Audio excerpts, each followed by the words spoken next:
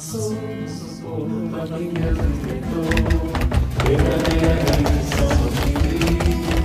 Pois todos os fracos você levantou. Sem Cristo nos resgatou.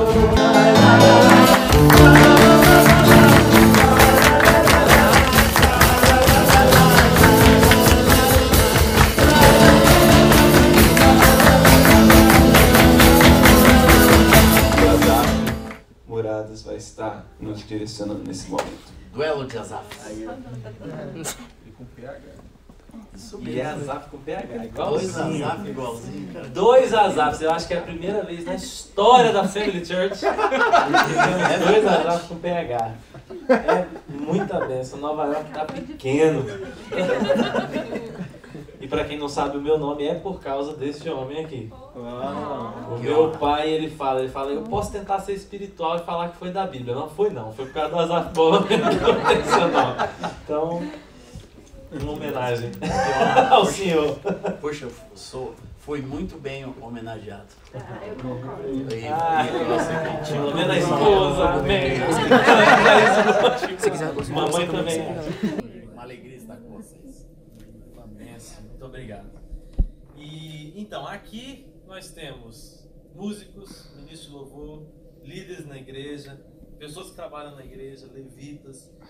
E uma coisa que é muito importante é a vida com Deus de quem serve, de alguma maneira. E servindo dentro da igreja, dentro da comunidade, a gente sempre encontra problemas. E infelizmente, dentro da equipe de louvor, a gente sempre vê, e as igrejas que a gente passa, e os lugares que, é o ministério que dá mais problema. Música é o pior. É do louvor. Exato, tá ruim. Qual é o conselho do Senhor para um ministro de louvor, para um adorador e alguém que serve na igreja como vida com Deus, para que esses problemas comecem a cair por terra e a obra ande para frente? Eu vou falar para vocês de 5 vínculos que promovem estabilidade, profundidade e constância no ministério. E esses 5 vínculos, esses 5 pactos, eu os pratico na minha vida como pactos e alianças que não podem ser tocadas. Porque se um desses pilares for tocado, uma parte da construção de Deus na minha vida vai ruir. Que todo ministro, todo músico, todo pastor, todo obreiro, todo faxineiro da igreja deveria guardar.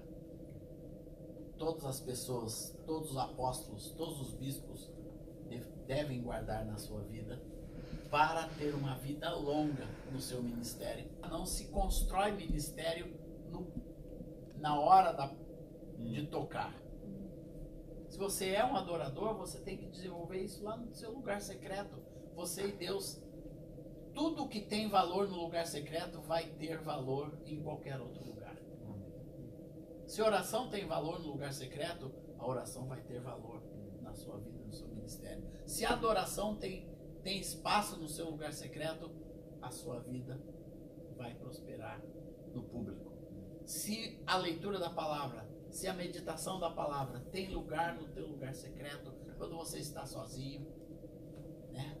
Se você sempre pega a palavra, mesmo que seja no celular, para ler um pouquinho, vou ler um salmo agora, vou ler um trechinho da palavra, está na mão de todos nós, é tão fácil ler a Bíblia, não precisa levar um livrão hoje debaixo do braço, está acessível ali, você entra, vai lá no Evangelho, vai lendo o Evangelho um pouquinho todo dia, mas valorizando isso.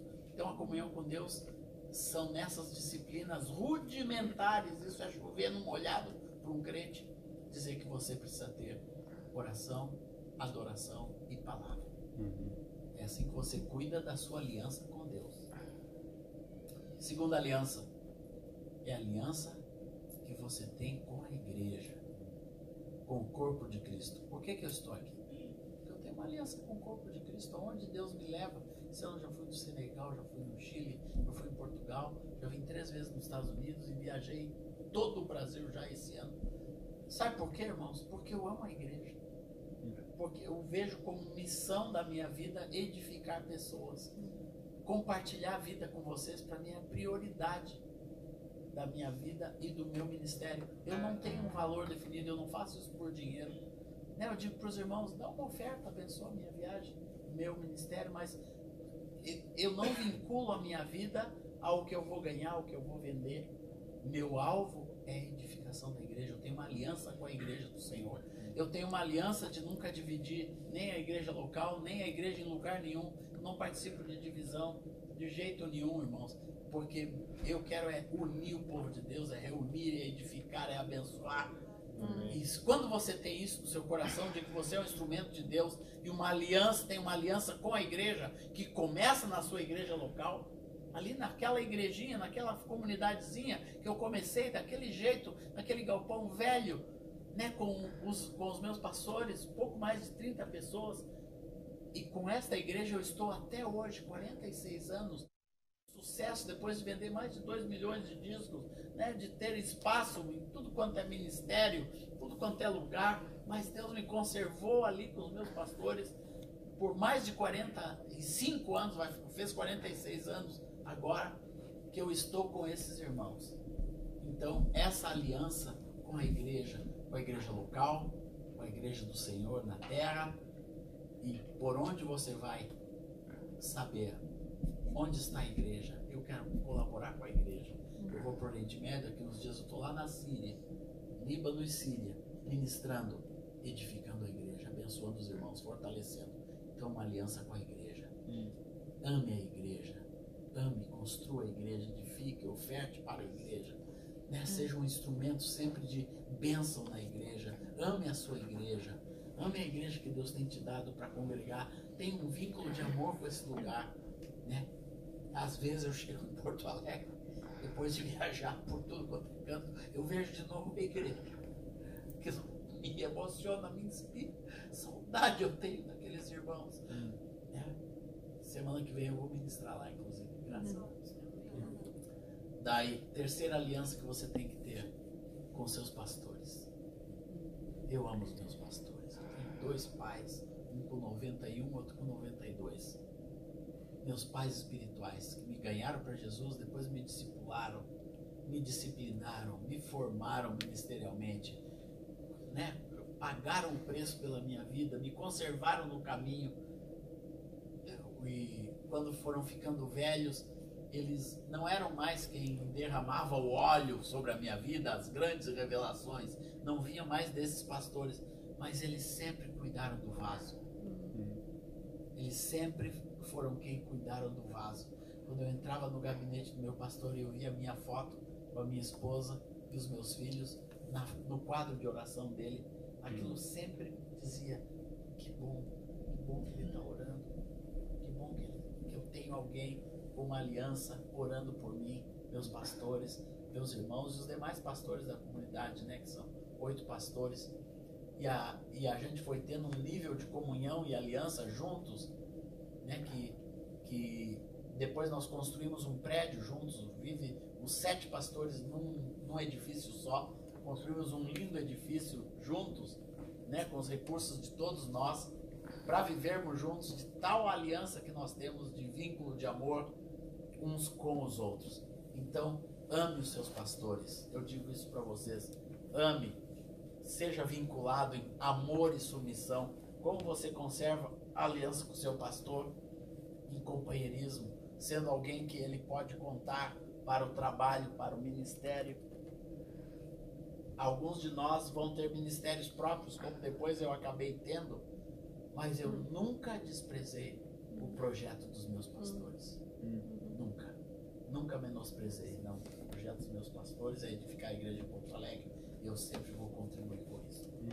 Então, amei os meus pastores, sou vinculado a eles até o dia de hoje, né? E é uma aliança extremamente profunda, que foi provada no decorrer da minha vida, quando eu comecei a ter convites grandes, né, para ir para outros ministérios, né, ser chamado para o centro do país, para participar de coisas maiores, que iam arrebentar. Eu ia para esses pastores: vão orar comigo, né? E daí eles chegavam com humildade, com medo, né, de eu não aceitar, de eu não acatar. E olha, nós não temos paz de você ir para esse ministério que está convidando você. Aquilo parecia um balde de água fria, mas eu sempre acatei e sempre me dei bem, irmãos. Sempre os ministérios que estavam me convidando, que eram gigantescos e grandes, nenhum deles continuou. Nenhum deles existe hoje, né? Alguns deles se desmancharam assim, do dia para a noite. E eu fiquei protegido porque os meus pastores guardaram a minha vida. Então essa aliança é uma aliança de cuidado. Você, irmão, tem que ser cuidado por um pastor, você tem que amar e ter uma aliança com esse pastor. A quarta aliança é a aliança que você tem com a sua família. Você tem com a sua família, né, com seus pais, com seus irmãos. É a sua primeira aliança. E eu aprendi isso, né? Como eu tive que restaurar com meu pai, eu tive que buscar meu pai. Meu pai se tornou um alcoólatra, daqueles bêbados, caído, que não subia mais para casa, ficava caído na porta do prédio onde a gente morava, e os vizinhos pulavam por cima e nós pulávamos por cima dele, porque não tínhamos mais respeito nem honra. Um dia Deus disse, não pula. Eu estava chegando de um culto abençoado e eu ia pular por cima do meu pai ali, alcoolizado, como toda noite ele ficava, e Deus disse, não pula, levanta ele. E ali começou a restaurar a minha aliança com meu pai. E ali uma aliança de perdão, de amor. Aquilo foi muito profundo na minha vida, foi uma reconstrução de alguma coisa que estava perdido no meu passado, na minha maneira de ser, na minha maneira de ver. Eu restaurei aquela aliança e terminei a vida do meu pai, né, dando muita alegria para ele confiando novamente na minha vida, ele vendo a obra de Deus e vendo a obra de Deus nos meus irmãos, na nossa casa transformada. Então foi um resgate. E depois essa aliança eu a trouxe, né, para o meu casamento, casando com a mulher da minha mocidade, a mulher da minha aliança, como diz em Malaquias, que Deus está presente quando um homem faz uma aliança com uma mulher, e o homem de Deus, quando faz essa aliança do casamento, deve ser muito bem guardado, irmãos. Eu não estou julgando nenhuma situação de rompimento, nem colocando uma carga por alguém que já passou por uma separação, mas se você está na igreja, se você é um ministro do Senhor, guarde a aliança com a sua esposa. Proteja a aliança com a sua esposa. Proteja com lealdade. Proteja com transparência. Sabe a melhor maneira de proteger um casamento? Vou dizer para vocês, santidade. Dos dois lados. Não tem nada que proteja mais um casamento do que santidade. E isso se estende, a santidade protege os filhos também. Quando você tem uma aliança com Deus, tem uma aliança com a igreja, uma aliança com seus pastores, você traz essa aliança para sua casa, se torna um pilar no ministério. Se eu estou de pé aqui, eu tenho um pilar do meu lado chamado Lígia Rosana, que já esteve nessa igreja também. E tenho também os meus filhinhos, Aurora, André, junto comigo no ministério, uma aliança de amor com a minha família, né? E caminho com eles e vejo isso no seu pai também, criou vocês ali junto com a sua mãe, uma aliança de amor, de ministério, que nada toca. Quando você protege a sua aliança, você vê que nada desse mundo vai tocar. Por quê? Você não deixa tocar no seu casamento. Para mim, o casamento é uma coisa extremamente santa e um pilar na vida de um homem e de uma mulher de Deus. Se alguém quiser ir longe do ministério, sem mancha, sem mácula, cuide da sua casa, cuide do seu casamento, da sua família. Isso Deus me ensinou, se tornou um pilar. E o quinto pilar, meus irmãos, é a aliança e o pacto que você tem com o seu próprio chamado. a certeza que você tem um chamado de Deus na sua vida, com o qual você precisa estar aliançado. Como Jó fala, eu fiz uma aliança com os meus olhos para não olhar para uma donzela, para não pecar contra Deus. Sabe por quê? Porque Jó sabia a quem ele pertencia. O pacto com o chamado é quando todas as coisas me são lícitas, mas nem todas me convêm, porque eu tenho um pacto com esse chamado. Eu não posso deixar nada tocar no que é a minha vida, né? No meu rastro, na minha história.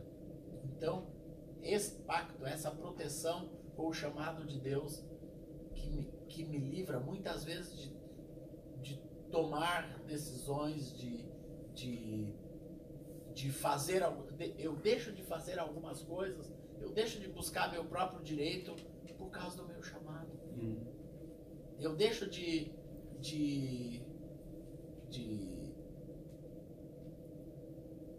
fazer alguns negócios na minha vida por causa do meu chamado, porque eu não quero dar mau testemunho, não quero ser um homem endividado. Nunca fui um homem endividado. Não. Nunca. Eu agora, estamos mudando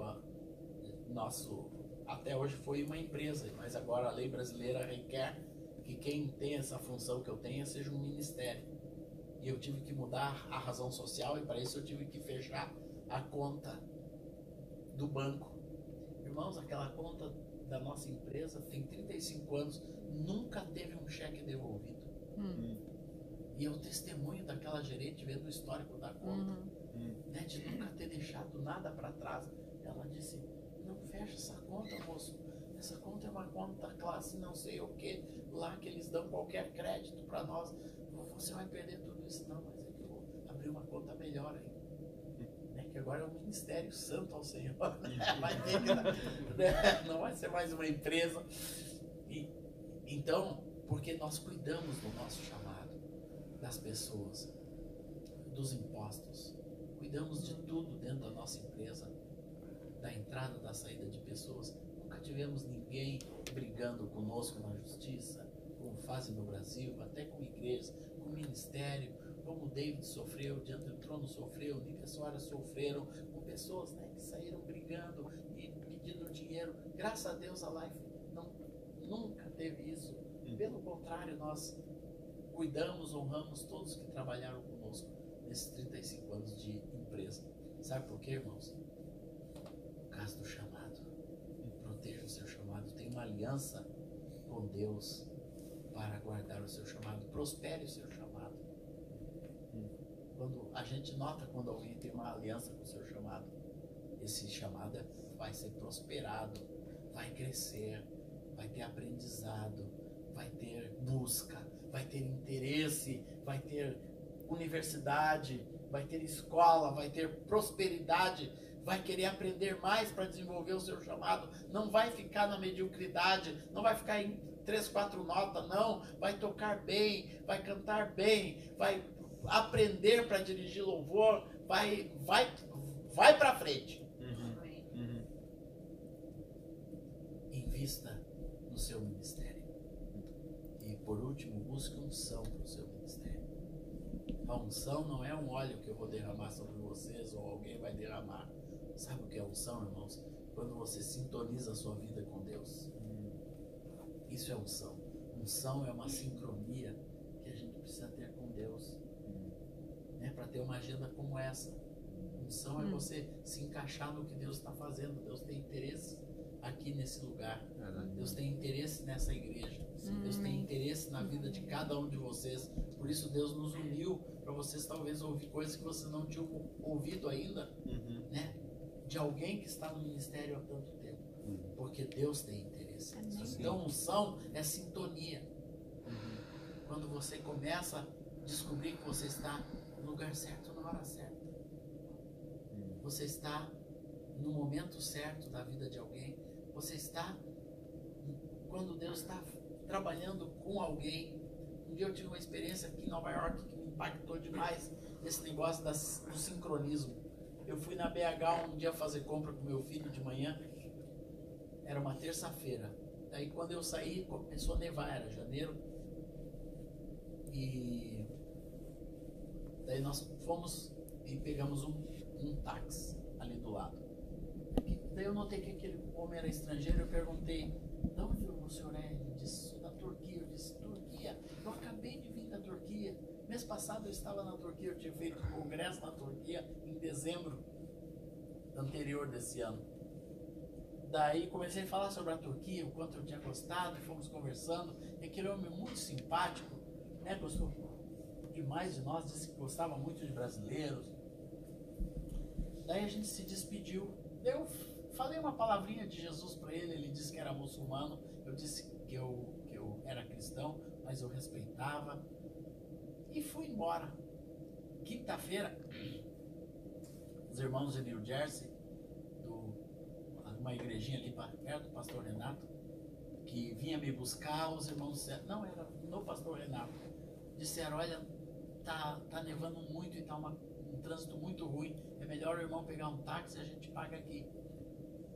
Daí eu disse para a Rosana, ó, vamos, tava toda a família, a gente saiu pela rua procurando um táxi. Às 6 da tarde, dificilmente tem táxi vazio em Nova York. Né? Vocês moram aqui, sabem que é confuso. E eu não tinha Uber. Isso foi há 5 anos atrás. E eu saí de um lado, fui ali na frente da pizzaria, não peguei, fui para outra avenida, né, daquele hotelzinho da 56. Daí tinha um outro hotel. Eu fui lá e o moço do hotel, deixa eu te ajudar, ele foi pra rua e quando ele estendeu a mão, parou um táxi. Daí a gente viu que estava vazio, abrimos a porta, entramos, jogamos tudo pra dentro, disse, o senhor nos leva pra New Jersey? Ele disse, levo. Quando eu sentei, eu olhei, Adam, Adam, o nome dele, are you Mr. Adam? Ele disse, Brasília. Sim, sou eu. Lembra de mim? Sim, lembro. Christian Brazilian. Daí eu comecei a conversar com ele. Ele disse, Nova York tem 18 mil táxis. E ele disse, eu trabalho há 14 anos aqui. Nunca peguei a mesma pessoa. Nunca peguei. Você é a primeira pessoa que eu pego. Daí eu comecei a falar de Jesus para aquele moço, com abertura, com liberdade, e aquilo tocando o coração dele. Ele ficou emocionado de ouvir a palavra do Senhor. Me levou para a igreja em New Jersey. Ele disse, quem vai te levar de volta? Eu disse, você. Já fica aí mesmo. Daí ele disse, que horas? 11 horas, pode me pegar aqui. 11 horas em ponto, estava ele lá. Ele disse, eu quero te levar, você e sua família, para jantar. Eu disse, nós já jantamos aqui, então eu vou te dar uma volta em toda Manhattan, para você conhecer à noite a nossa ilha. E me levou por toda Manhattan, ouvindo do Senhor, irmãos. No outro dia de manhã, às 10 horas da manhã, estava o seu Adam lá, paradinho, me esperando. Eu estou com vontade até de segunda-feira chamar ele lá para o aeroporto, viu? Para ter mais um contato com ele. Né? Mas eu vi assim, isso não é só uma coincidência. Não. Isso é uma coisa maravilhosa de Deus, como outras da minha vida. Eu ainda vou escrever um livro só As Coincidências de Deus, em que duas coisas se fecharam. Eu encontrei uma pessoa 2 vezes, totalmente em lugares diferentes, em voos diferentes, em momentos diferentes, em que eu chego e quando você chega na hora certa e alguém vem e te diz, irmão, foi a hora certa de Deus. Para minha vida eu tinha que ouvir isso hoje. Como eu cheguei, eu estava no fim de um congresso em Londres e um pastor veio e disse, olha, a minha igreja se reúne lá do outro lado da cidade, tem culto hoje à noite, eu sei que o congresso terminou agora ao meio-dia, você quer ministrar lá para nós? Eu disse, claro, vou, com muito prazer. Dá um endereço que eu chego lá. Daí eu estava indo para lá e o pastor liga, irmão, desculpa, mas nós estamos num tema da igreja aqui. Será que o irmão poderia falar para nós sobre mordomia? Eu disse, claro, irmão, pensa, eu vou procurar aqui na palavra, né, sobre mordomia, vou ver o que eu tenho no coração. E fui, era longe, eu tinha tempo para fazer aquilo, eu comecei na palavra, de última hora, daí minutos depois ele liga de novo. Pastor Azaf, desculpa, eu estou muito constrangido, mas é o seguinte, o nosso pastor aqui que ia falar sobre o tema, ele fez o esboço e já está no boletim. Será que o irmão pode ministrar o esboço dele? Então manda por WhatsApp o esboço. Ele mandou por WhatsApp o esboço, né? Prega a pregação do irmão. E eu disse, mas Deus está nisso. Deus está nisso. Deus está nisso. Eu fui com o esbocinho do irmão, fui para lá e coloquei algumas coisas minhas. Porque mordomia, todo mundo vai falar sobre dinheiro. Eu vou falar sobre família, mordomia na família. Daí eu comecei a falar como que Deus nos dá a mordomia de cuidar de uma esposa. E comecei a falar como é importante você cuidar de uma esposa que o pai te entrega no altar. E aquilo, a expectativa daquele pai e mãe que cuidaram daquela menina, que você vai cuidar com honra, com dignidade. E quando vem os filhos, aqueles filhos que Deus te dá, Deus espera que você cuide. Contei a experiência da Aurora, minha filha especial, que Deus mandou para nossa casa, do jeito que ela é, uma menina especial, sem muita capacidade, com deficiências mentais, físicas. Mas Deus nos deu para cuidar daquele jeitinho, a gente é mordomo daquela menina, de prosperá-la, de levá-la para perto de Jesus. E foi uma bênção, fiz um apelo, irmãos, a metade da congregação veio se entregando ao Senhor. Mas no final, irmãos, um homem saiu assim, veio, me abraçou, me pegou aquele abraço que você falou e me apertou, e as lágrimas caíam, e o ranho caía daquele nariz por cima de mim, aquele cara chorando, né? E eu abraçando ele disse, irmão, tu não sabe o que aconteceu hoje. Amanhã às 8 da manhã é meu divórcio, mas eu já cancelei tudo. Eu vou cuidar da minha esposa, ela não quer se divorciar. Eu estava afirmando isso por causa disso, de pecado disso. Hoje Deus me acordou de novo. Eu vou resgatar minha família, meu casamento. Você estava no momento certo, na hora certa, com a palavra certa. Eu disse, aleluia, Senhor. Já pensou, irmão, se eu sou desobediente, eu vou falar sobre Salmo 103, que é uma palavra que eu amo pregar, bendize, ó minha alma ao Senhor. Eu não ia tocar naquela coisa. Irmãos, unção no ministério é quando você faz as coisas crendo que todas as coisas cooperam para o bem daqueles que amam a Deus. Amém. São chamados segundo o seu propósito. É quando você sincroniza a sua vida com a boa, perfeita e agradável vontade de Deus para a sua vida. Então é assim que você cuida do seu ministério e tem uma aliança com o seu ministério. Amém. 5 alianças. Essa foi uma resposta 5 alianças. peso, Sustância. com substância, Aleluia. que a gente só tem a aprender, só tem a aprender. A gente tem vivido um tempo muito especial aqui na igreja. Eu, pelo menos, posso falar de mim, da minha vida.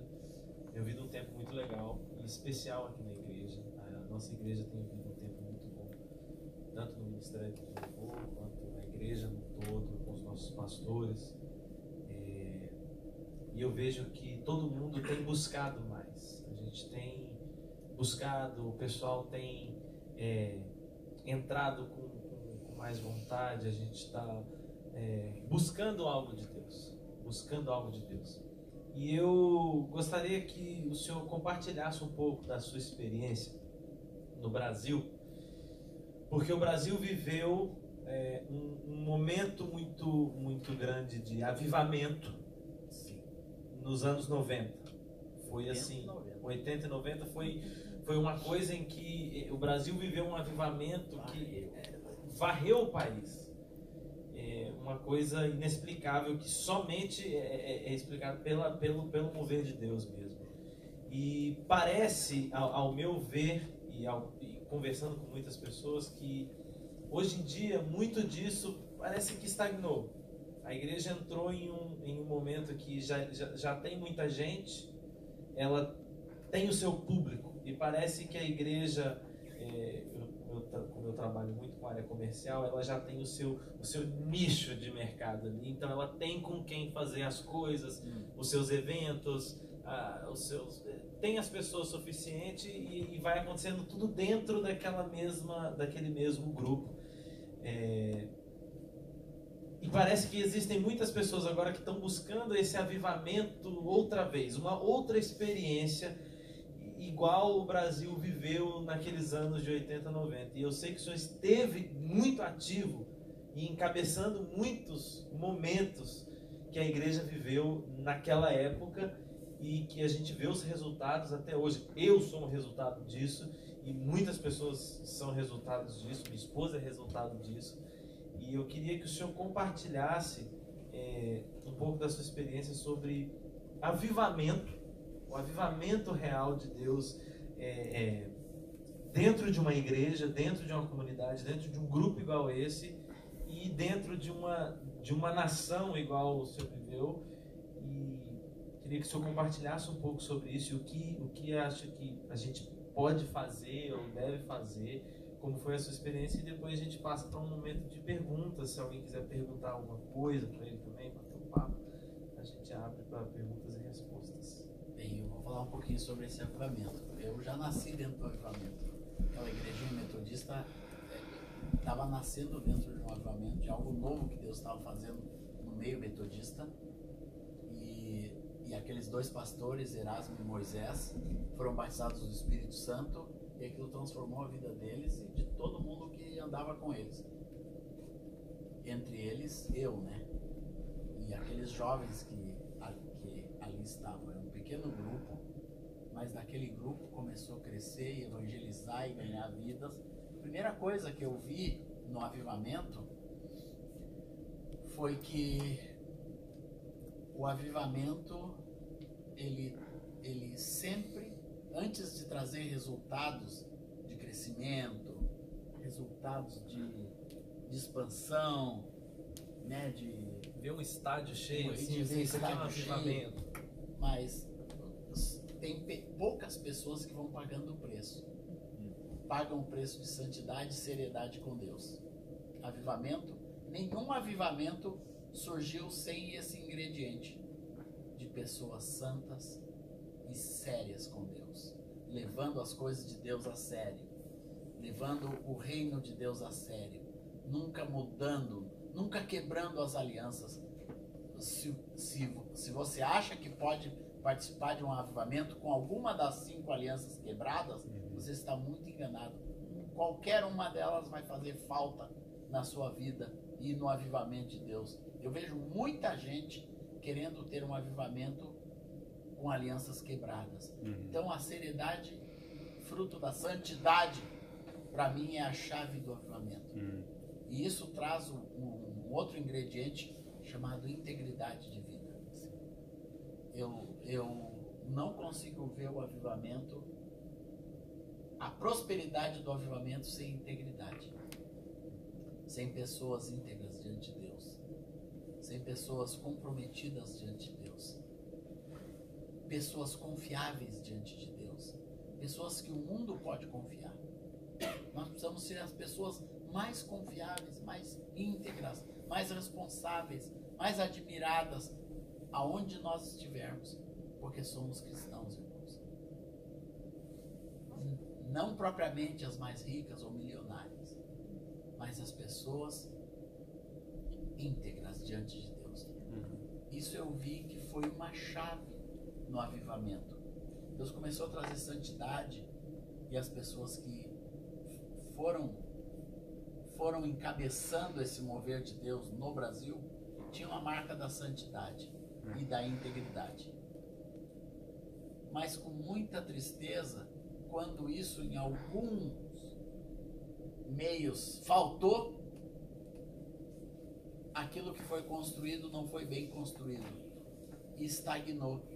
A estagnação sempre veio em função de retrocessos, principalmente na vida pessoal de líderes que não avançaram na sua comunhão com Deus e principalmente na sua integridade pessoal. Isso eu digo líderes de todos os tipos, pastores, apóstolos, cantores, ministros de louvor, né? Pessoas que foram abrindo mão na sua vida prática, foram maculando o seu ministério. Mas isso não destruiu o que Deus tinha feito. Continuou, a igreja no Brasil cresceu em todos os níveis. A gente pensa, né, não foi só no meio pentecostal que a igreja cresceu. Vocês precisam ver o que a igreja presbiteriana no Brasil hoje é uma força. Todos os seus ramos, igreja presbiteriana renovada, igreja presbiteriana no Brasil, igreja presbiteriana independente, todas as igrejas presbiterianas, elas são... Eu fui agora, há 10 dias atrás, na Catedral Presbiteriana do Rio de Janeiro. Que lugar cheio de vida ali, aquele pastorzinho jovem, 32 anos, cheio da graça do Senhor, reavivando aquele lugar, agora com uma nova visão, aquele lugar que era tradicional, irmãos, gente cheia de Deus, evangelizando o Espírito Santo. E segunda vez que levo o Azaf lá esse ano, né, para cantar, para louvar, para adorar, e levam com toda alegria, com todo o ânimo. Então Deus continua a sua obra. Sempre, irmãos, o cântico que eu cantei, que Deus encontra um coração totalmente dele, ali tem a vida. Uma coisa que eu admiro muito no ministério do Senhor é que a gente tende a ver muita igreja dividida entre o lado pentecostal e o lado tradicional. As igrejas que tocam uma música alta e as pessoas pulam e falam em línguas, e a igreja que toca hinos. E realmente existem essas diferenças, mas no ministério do Senhor a gente vê que o Senhor tem portas abertas em todos os lados. Até na igreja católica. Em todos os lados. E você vê que é um ministério muito admirado em todas as áreas dos cristãos brasileiros e fora. Porque eu vou falar, esse camarada aqui, ele é humilde, mas eu vou falar. Hoje eu peguei o passaporte dele para ver. Chegou o passaporte dele. Não tem lugar para botar carimbo naquele passaporte. Não tem lugar. Vocês precisam ver. Não tem lugar. Quando eu estava em Houston, eu fui numa igreja árabe. Eu fui numa igreja árabe cristã. De curiosidade, a gente achou a igreja no Google e a gente foi. Tem igreja cristã árabe. Vamos ver. Eu e minha esposa, a gente é mais ou menos dessa pegada. Aí a gente foi. Aí chegamos lá, o culto todo em árabe, as músicas em árabe, a pregação em árabe. E o cara que cantou e tocou, ele tocou e cantou muito bem. Eu falei, preciso falar com esse cara depois do culto. Assisti o culto com a tradução. Acabou o culto, assim, uma igreja, umas 100 pessoas, eu imagino. E aí acabou o culto, eu fui falar com ele. Que legal, não sei o que, eu também canto. Ficou muito bonita a sua música e tal. Aí ele perguntou o meu nome, aí é meu nome. Como é que é o seu nome? É Azaf. Eu, Azaf, legal, é um nome, né? Um nome meio isso. Ele falou assim, eu conheço um Azaf. Ele falou pra mim. Eu falei, você conhece o Azaf? Ele mas ele é músico brasileiro. Eu falei, não é possível. Músico brasileiro? Gente, eu tô na igreja árabe no Texas. Isso aconteceu na igreja árabe no Texas. Aí eu falei, como que é o nome dele? Ele falou, é Azaf Borba, um cara que toca e canta pra todo lado. Eu falei, você conhece o Azaf Borba? Conheço, rapaz, conheço demais, ele é muito, não sei o que. Eu falei, meu nome é por causa dele. Aí ele, sério? Aí eu contei a história. Issa traduziu músicas do Azaf pro árabe, fez conferências com ele em vários países. Jordânia, uma história espetacular, na Síria, no Líbano. Ele tem livro em árabe. Eu falei, não tem como fugir desse homem, nem numa igreja árabe no Texas você vai cantar Azaf Borba, não adianta, em árabe. Então eu admiro muito, porque o Ministério do Senhor tem abertura em todos os lugares. Sim, glória a Deus. Eu louvo a Deus por isso. Tem gente que tenta fugir de mim, mas não consegue. Ninguém. É uma característica que Deus colocou no meu coração, né, de relacionamentos a longo prazo, amigos a longo prazo. E eu louvo a Deus por isso. E para mim isso é uma chave de avivamento também, viu? De você manter as amizades, os relacionamentos no meio dos irmãos. E é fruto de aliança. Aquilo que eu falei, as 5 alianças, para mim isso Para mim, o meu avivamento pessoal está baseado nessas 5 alianças. Para mim, tudo que eu tenho recebido de Deus, porque a aliança com Deus te leva para junto do Espírito Santo, te leva a um avivamento pessoal. Quanto mais você se aproxima de Deus, se aproxima da igreja, você quer ver a igreja feliz, a igreja pujante, você quer ver o derramamento do Espírito. E eu acredito que a unidade vai ser uma tônica do corpo de Cristo, né? De nós, das barreiras diminuírem no meio do cristianismo.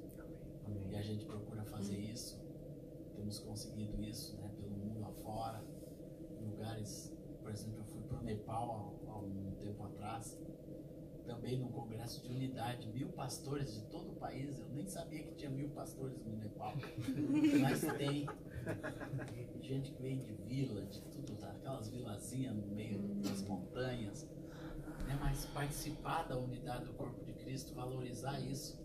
Então, faça isso na sua vida, é um mover puro de Deus.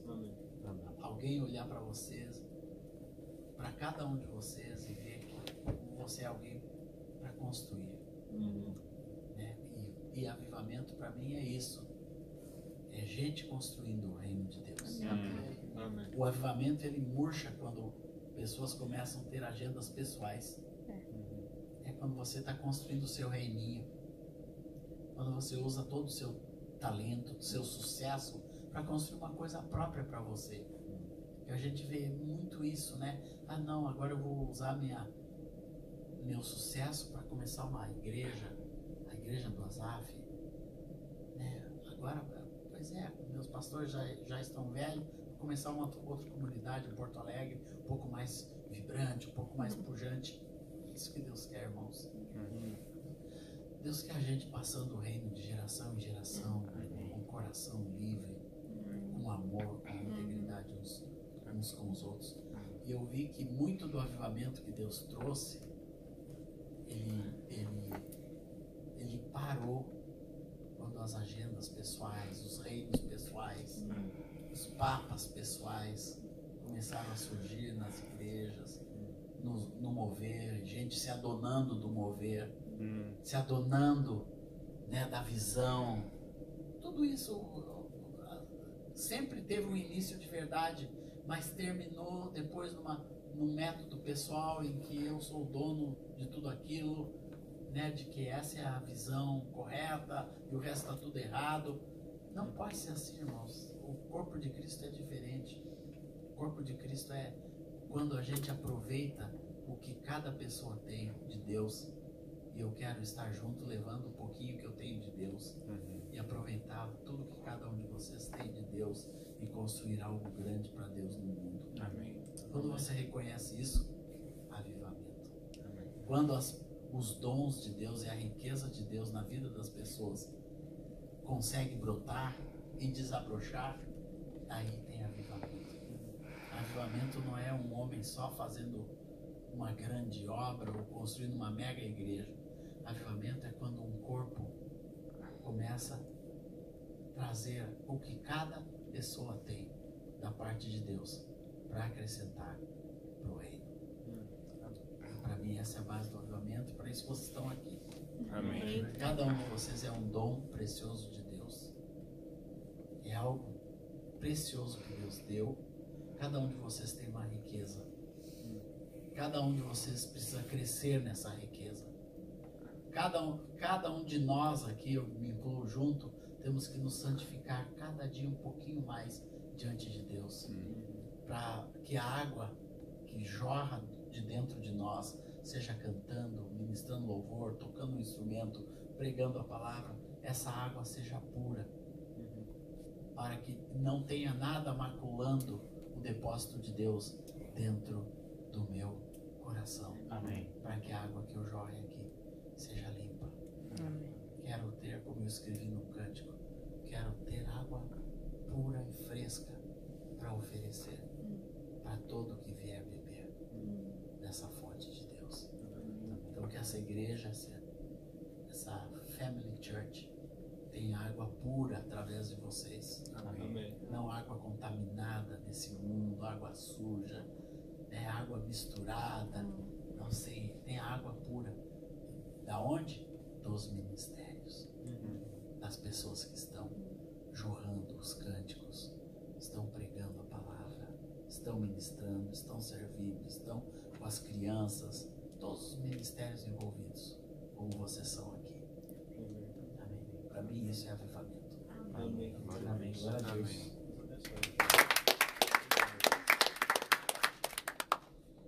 Gente, são 49 discos gravados.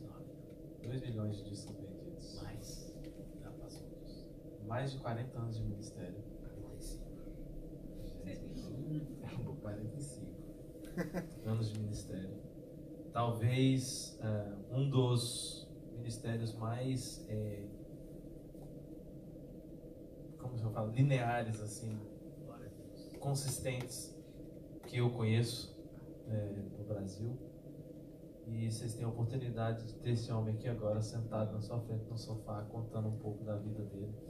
E se vocês tiverem perguntas, façam perguntas. O homem já veio dos Estados Unidos, já andou de helicóptero, de chinelo, já fez muita coisa. Perguntem para ele o que vocês acham. Se vocês tiverem alguma coisa aí, qualquer coisa, pode ser coisa pessoal.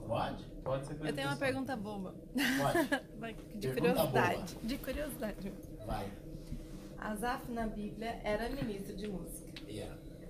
Por que seus pais te deram o nome de Asaf? Porque dois anos antes de eu nascer, minha mãe teve um sonho. E ela viu um menino com um livro aberto cantando. Daí ela disse, e ela estava grávida. Ela disse, puxa, esse vai ser o meu filho. Daí ela foi lá, vou ver o nome de um salmista. Daí ela procurou, achou Davi, ela era uma nova convertida. Ele disse, mas Davi é muito comum. Vamos ver um outro salmista. Foi folheando. Né? Daí tinha filhos de Coré. Daí ela disse, não, esse Coré. E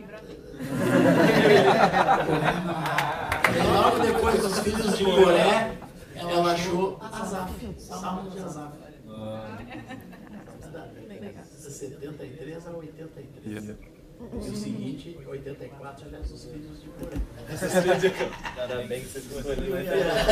Daí ela achou Asaf, daí disse, vai ser Asaf. Daí quando nasceu minha irmã Débora, era menina. Daí na segunda gravidez, aquela que o meu pai foi lá para Minas para eu nascer, quando eu nasci, a minha mãe me pediu, traz a Bíblia. Eu fui lá no Salmos, é esse nome aqui que Deus me deu. Com PH, porque era uma Bíblia muito velha. Era uma Bíblia na casa da minha tia muito velha. Foi assim que nasceu.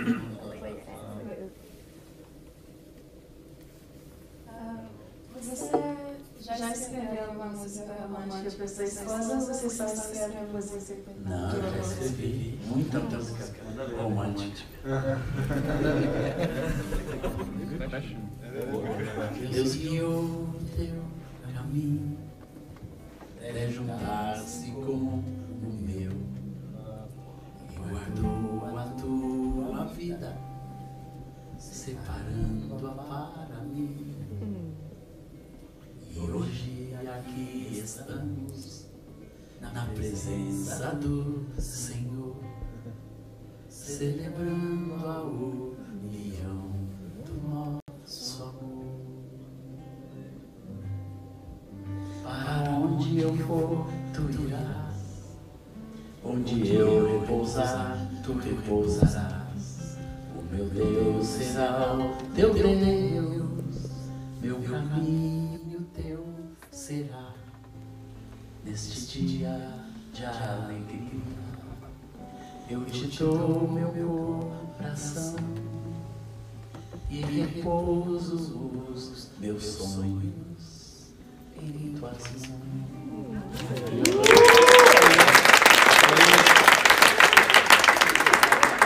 Tem outra. Quem anda sozinho pode ir mais rápido, mas nem sempre vai mais longe. pois temos aprendido que é melhor serem dois do que um.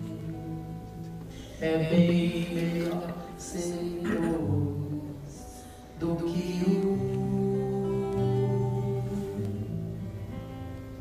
Porque o cordão de 3 dobras não se pode romper.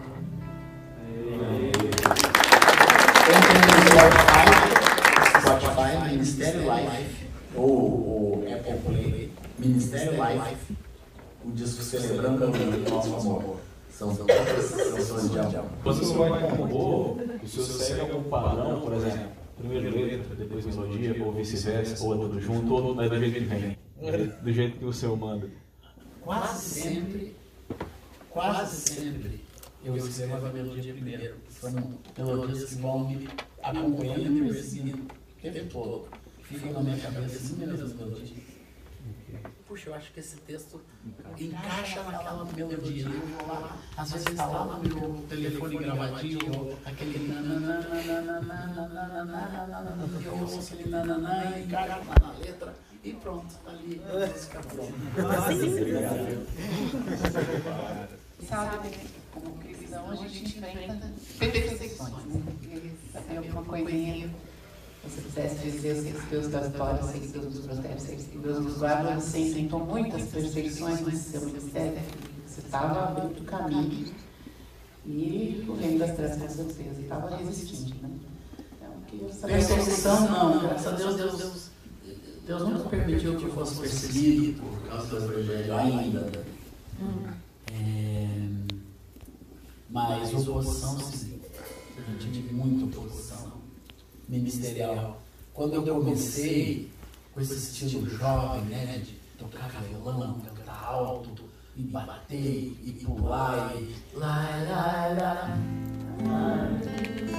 Nós somos o povo para quem Deus nos criou, verdadeira rendição de Cristo, pois fomos comprados por seu redentor, sem Cristo nos resgatou. Domingo, hein?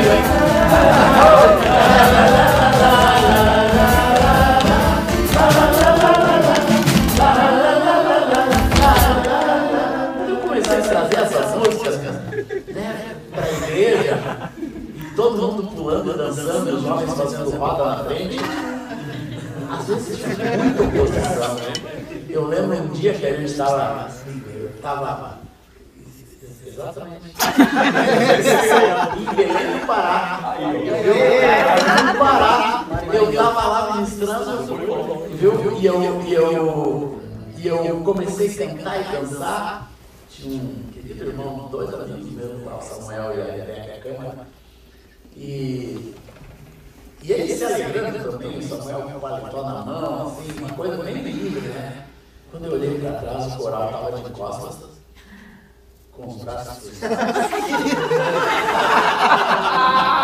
Isso é perseguição.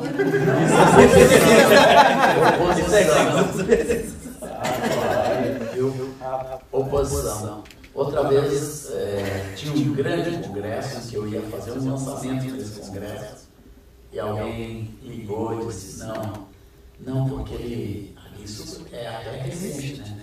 Porque eu fui cantar na Jornada Mundial da Juventude da Igreja Católica, fui o único evangélico que deu uma palavra, que preguei, dei uma palavra e que cantei, ministrei louvor na Jornada Mundial, quando o Papa veio do Brasil. Eu fui o único evangélico convidado pelo Vaticano e que aceitei, né? Eu no meu e-mail a carta do Vaticano, né? Um timbre, papel timbrado do Vaticano, de um convite oficial para a jornada. Então aquilo foi muito legal. E que bom que eu fui. Mas esses irmãos no Nordeste do Brasil cancelaram a minha ida, cancelaram o lançamento do meu livro, porque eu tinha me misturado com os católicos. Então, e tudo isso são oposição, né? Oposições. E oposição do diabo a gente sempre tem no ministério. Quem quer viver piedosamente vai ter oposição. Vai ter oposição na sua família, na sua maneira de viver, E eu sofri muitas retaliações de meios evangélicos. Uma vez um famoso cantor abandonou a esposa, se casou com outra, depois abandonou de novo, se casou com outra, e eu coloquei não algo contra essa pessoa, mas a favor do casamento, o que eu cria sobre o que é uma aliança de matrimônio. E aquela gravadora que representava aquela pessoa achou que eu estava sendo pessoal com aquilo, né? E me tirou das rádios, começou a falar mal de mim, dizendo que eu era santarrão, puritano. São oposições, servem mais que um carro maculado. Porque quando lembram das alianças, cada uma dessas alianças te guarda, é a própria proteção. Quando essas coisas vêm, você está muito bem firmado na palavra, na verdade, na família, nos vínculos. Tem pastores com você, tem igreja com você, tem uma comunhão firme com Deus, né? Nada pode macular o teu chamado. Então essas coisas vêm, mas não chegam a abalar. Fora o gostoso diabo da esposa levar um tiro e quase morrer, né? De ser assaltado outras vezes. A gente sente a opressão do diabo quando começa a mover de Deus, alguma coisa especial na sua vida. Quando começou esse projeto árabe, era a batida no carro. Quando eu comecei a ministrar no Oriente Médio, eu bati com o carro umas 4 vezes num ano, naquele ano. Minha esposa levou um tiro, apareceu um escorpião dentro de casa, correndo de um lado para o outro, causando desesperado para as crianças. Né? O escorpião veio, simplesmente a gente veio da praia e o escorpião veio junto na mala. Né? Não é normal no terceiro andar de um prédio urbano aparecer um escorpião. Não é oposição do diabo. Né? Fomos assaltados depois disso também, outro assalto, a mão armada também, mas não teve tiro, em que o carro foi levado e ela estava bem com o meu carro. Né? O ladrão levou o carro. Então foi posição do diabo mesmo. Então a gente tem que estar sempre cuidando, vigiando por causa disso. Porque o diabo, vosso adversário, está ao vosso derredor para vos tragar. Amém? Mais alguma pergunta? Você prefere escrever música sozinho ou tem alguém que você gosta de escrever junto? Não, no início eu comecei com esse meu parceiro, com o Donald Stoll. Mas depois, quando ele voltou para os Estados Unidos, eu continuei bem sozinho. De vez em quando eu tenho uma parceria. Eu tenho outro discípulo chamado Daniel de Souza, que a gente viajou muitos anos juntos. Então, nas viagens, a gente sempre compunha juntos. Tem muitas músicas. Tem uma que nós compomos. Jesus, Jesus, eu rei da glória. Vamos fazer juntos essas. E tem outras coisas que a gente compôs juntos. 10 cantos junto com o Daniel. Nessas viagens, principalmente quando a gente viajava juntos. Então, eu tenho vários cantos que eu compus com a minha esposa, e agora, mais recentemente, tem um que eu compus com meu filho. É uma alegria com os meus parceiros. Mas sempre tem alguém que fala uma frase, aquela frase me marca. Os meus pastores são meus eternos parceiros, né? Sempre me inspiram em alguma coisa. Que legal, pensa. Uma última pergunta. Posso? Pode. Tem 2 pessoas que fazer pergunta. Tem uma senhora. O senhor tem um ministério de 45 anos e acho que tem algo a passar para a gente de como equilibrar um ministério tão linear, com tantas viagens, com tanta dedicação à obra de Deus e também conciliando isso com a família, com dedicação dentro de casa. Como equilibrar, como colocar isso na balança, esse desejo, de fazer a obra de Deus, de fazer aquilo que Deus colocou no seu coração, e também cuidar da família, como pai, como esposo, e levar isso em equilíbrio. É uma boa pergunta. que sempre me fazem. Primeiramente,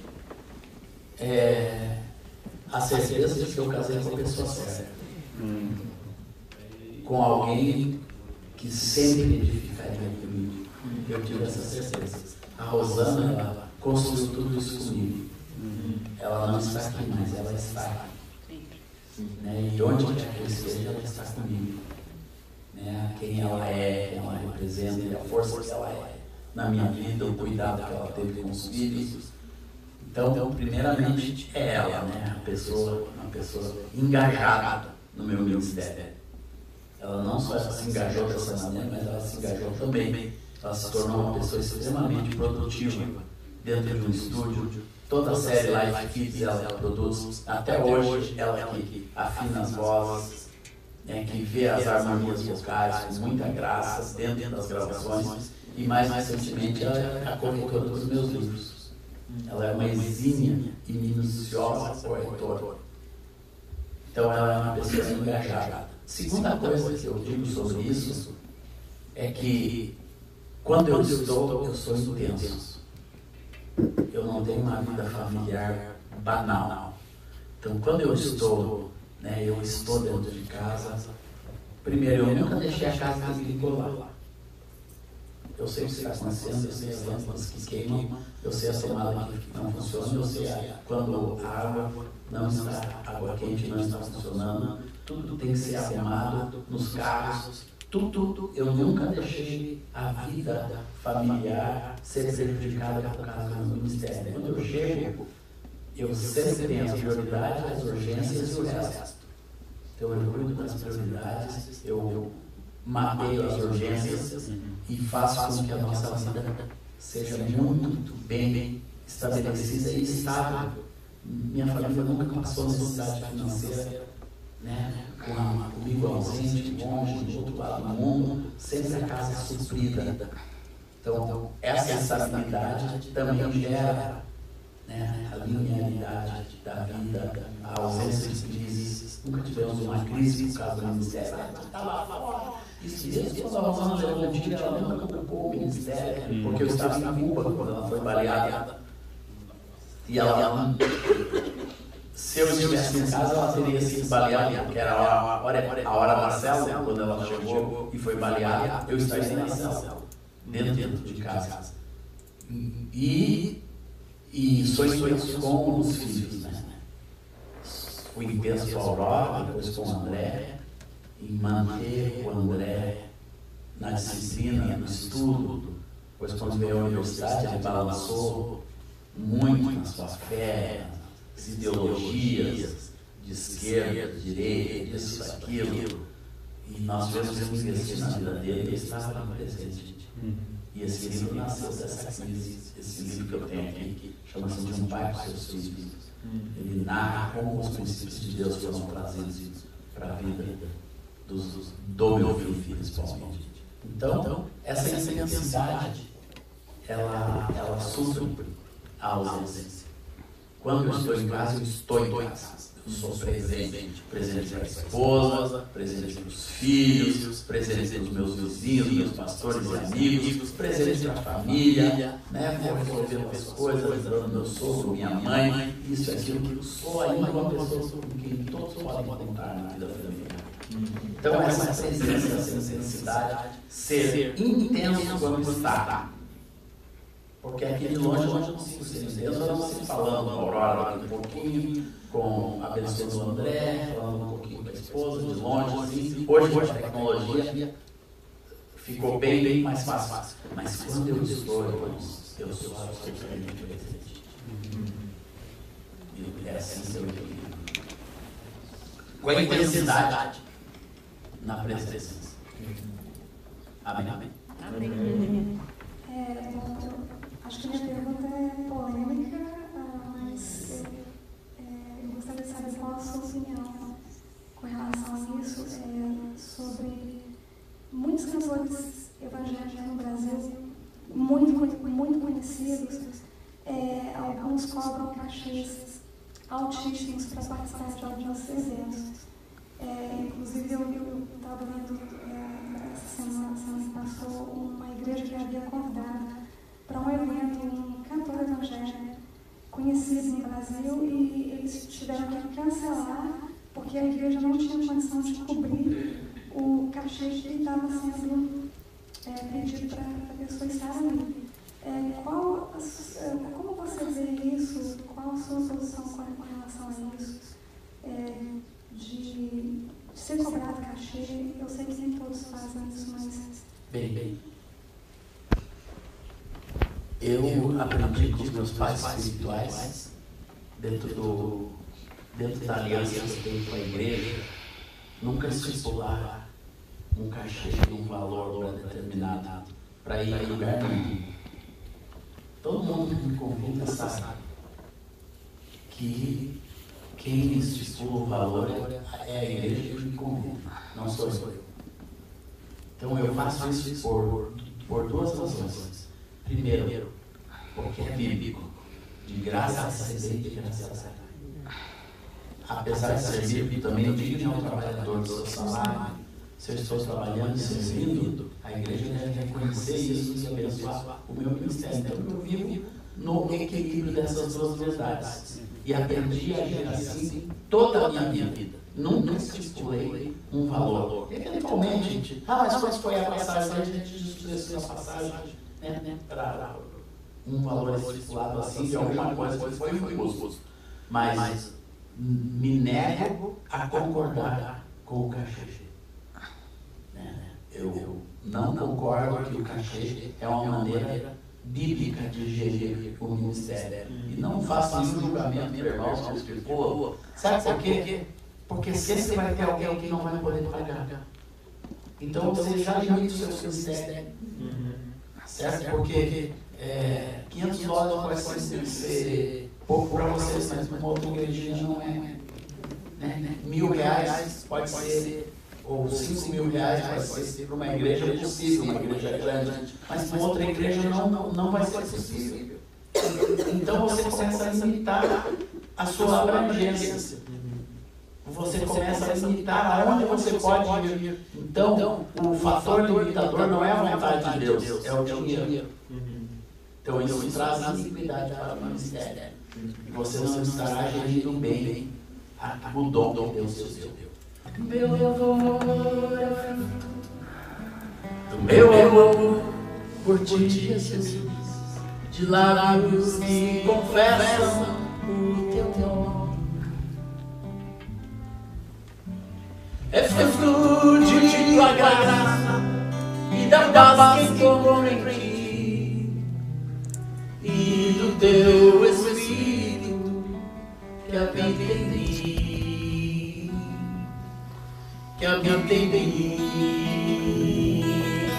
Ainda que as trevas venham me cercar, ainda que os montes desabem sobre mim, meus lábios não se fecharão, para sempre hei de te louvar. O meu louvor é o fruto do meu amor de Jesus, de lábios que confessam o teu nome. É fruto de tua graça e da paz que encontro em ti, e do teu Espírito que habita em mim, que habita em mim. Ainda que os homens se levantem contra mim, ainda que cadeias venham me prender, meus lábios não se fecharão, para sempre